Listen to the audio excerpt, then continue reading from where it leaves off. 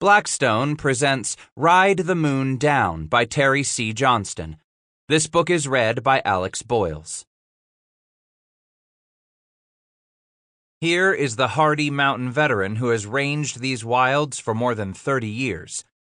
Pecuniary emolument was perhaps his first inducement, but now he is as poor as at first. Reckless of all provision for the future, his great solicitude is to fill up his mental insanity by animal gratification.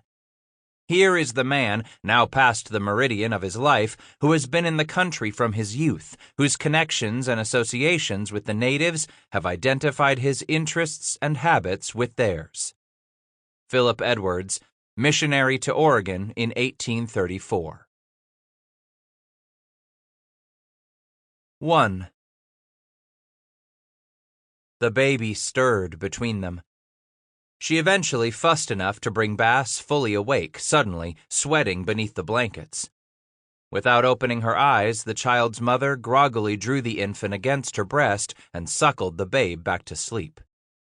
Titus kicked the heavy wool horse blanket off his legs, hearing one of the horses nicker.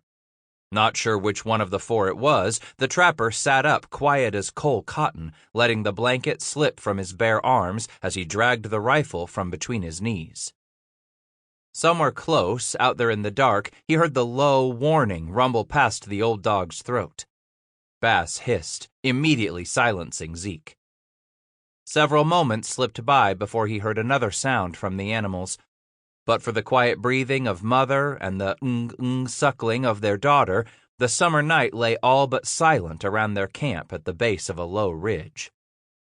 Straining to see the unseeable, Bass glanced overhead to search for the moon in that wide canopy stretching across the treetops.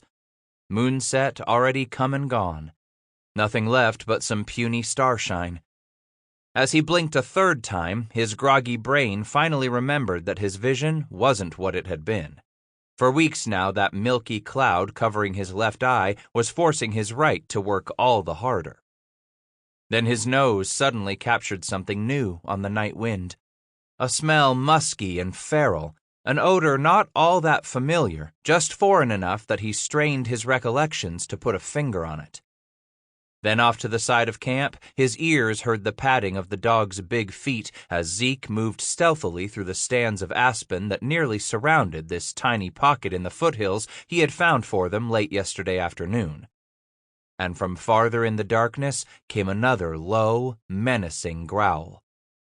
Titus practically jumped out of his skin when she touched him, laying her fingers against. Sample complete. Ready to continue?